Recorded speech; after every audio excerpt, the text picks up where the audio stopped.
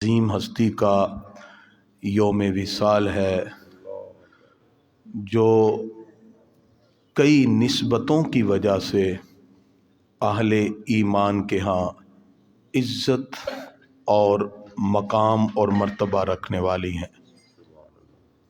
حضور اکرم صلی اللہ تعالی علیہ وسلم کی پیاری اور لاڈلی بیٹی ملکہ فردوس بری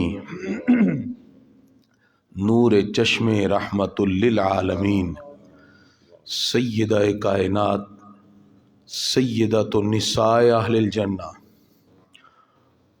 حضرت سیدہ فاطمۃ الزہرا رضی اللہ تعالی عنہا، وہ عظیم سرکار کی بیٹی، انسان جب ان کا نام لیتا ہے تو عزت اور احترام سے اس کا سر جھک جاتا ہے، اور اس ہستی پر سلام کیوں نہ بھیجیں کہ جن کے بارے میں سرکار فرمائیں فاطمۃ بضعۃ منی، فاطمہ میرے جگر کا ٹکڑا ہے، میرے جسم کا ٹکڑا ہے۔ سلام اے سرور کون و مکان کی لاڈلی بیٹی، سلام اے وجہ تخلیق جہاں کی لاڈلی بیٹی، سلام اے پیشوائے انس و جاں کی لاڈلی بیٹی، سلام اے مقتدائے مرسلاں کی لاڈلی بیٹی۔ کرامت استقامت سب تیرے در کی کنیزیں ہیں، شرافت رفت و رافت اسی گھر کی کنیزیں ہیں، بلائیں سر سے ٹل جاتی ہیں تیرا نام لینے سے، گھٹائیں فضل کی چھاتی ہیں تیرا نام لینے سے۔ سلام اے بنت محبوب خدا اے راحت حیدر، سلام اصل حسن روح حسین اے ثروت حیدر۔ سیدہ پاک کی بارگاہ میں سلام عقیدت پیش کرنے کے بعد آپ کے فضائل اور مناقب اور جو مقام اللہ تعالیٰ نے آپ کو عطا فرمایا اس پر گفتگو ہوگی۔ حضرت سیدہ پاک حضرت فاطمۃ الزہرا رضی اللہ تعالی عنہا تمام جنتی عورتوں کی سردار ہے، اور حضور اکرم صلی اللہ تعالی علیہ وسلم نے فرمایا فاطمہ رضی اللہ تعالی عنہ میرے جگر کا ٹکڑا ہے، جس نے اسے تکلیف دی گویا اس نے مجھے تکلیف دی۔ اسی لیے اعلیٰ حضرت امام اہل سنت شاہ احمد رضا خان بریلوی علیہ رحمہ فرماتے ہیں، جس کا آنچل نہ دیکھا مہو مہر نے، اس ردائے نزاہت پہ لاکھوں سلام، سیدہ زہرا طیبہ طاہرہ جان احمد کی راحت پہ لاکھوں سلام۔ تو حضرت سیدہ فاطمۃ الزہرا رضی اللہ تعالی عنہا حضور اکرم صلی اللہ تعالی علیہ وسلم اور ام المومنین حضرت سیدہ خدیجۃ الکبریٰ رضی اللہ تعالی عنہا کی سب سے چھوٹی اور لاڈلی شہزادی ہیں۔ خاتون جنت اپنی سیرت اور کردار اور خصائل میں حضور صلی اللہ علیہ وسلم کا عکس جمیل ہے۔ سیدۃ النساء فاطمۃ الزہرا بے حد سخی ہیں، فراغ دل ہیں، اعلیٰ درجے کی فیاض ہیں، اس لیے کہ یہ ساری خوبیاں دامن مصطفیٰ سے وابستہ ہونے کی وجہ سے آپ کو ملی ہیں۔ آپ جنتی عورتوں کی سردار کہلائیں۔ سیدہ خاتون جنت رضی اللہ تعالی عنہا بے شمار خوبیوں کے ساتھ متصف ہیں۔ آپ کی ولادت کے بارے میں مختلف اقوال ہیں۔ بعثت سے 4 سال پہلے آپ کی ولادت ہوئی، اور سیدہ پاک آپ نے مکہ مکرمہ کے ان کٹھن مراحل کو اپنی آنکھوں سے دیکھا جس میں حضور صلی اللہ علیہ وسلم اعلان نبوت فرماتے تو تکالیف کا ایک سلسلہ شروع ہو جاتا۔ حضرت سیدہ پاک کی ولادت سے پہلے ام المومنین حضرت خدیجۃ الکبریٰ رضی اللہ تعالیٰ عنہ فرماتی ہیں ایک دن حضور صلی اللہ علیہ وسلم نے فرمایا کہ روح الامین جبریل امین علیہ السلام نے مجھے خبر دی ہے کہ آپ کے گھر صاحبزادی پیدا ہوگی جس کا نام فاطمہ رکھنا۔ خاتون جنت کی پرورش اور آپ کا بچپن حضور اکرم صلی اللہ علیہ وسلم کے زیر سایہ بہترین اور پاکیزہ ماحول میں ہوا۔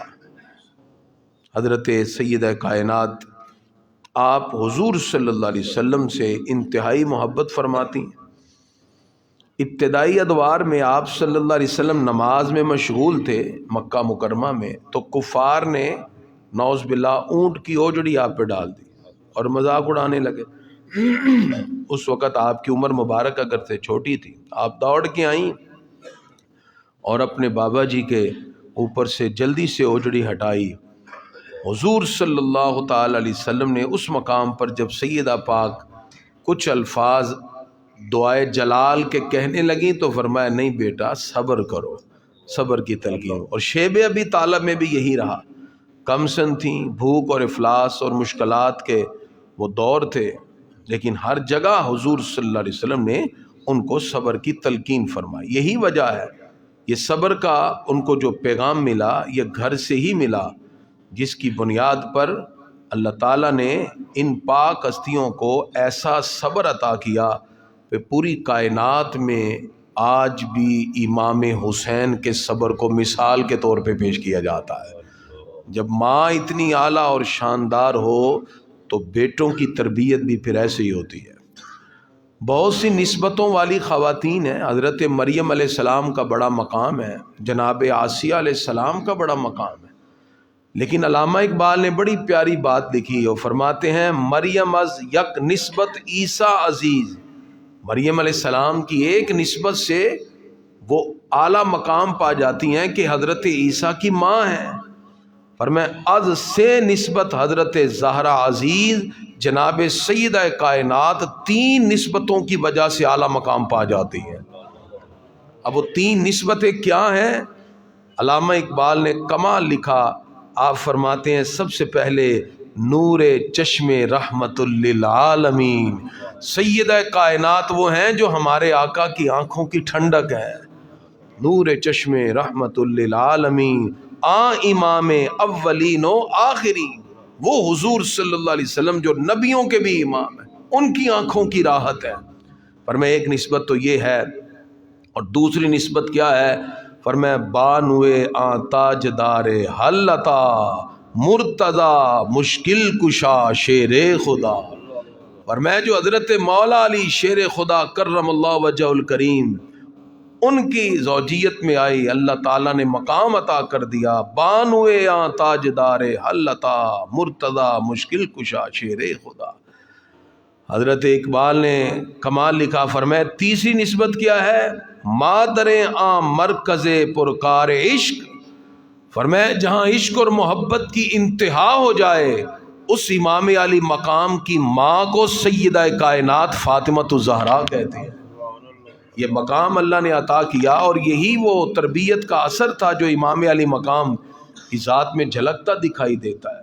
مادریاں مرکز پرکار عشق، مادریاں کارواں سالار عشق۔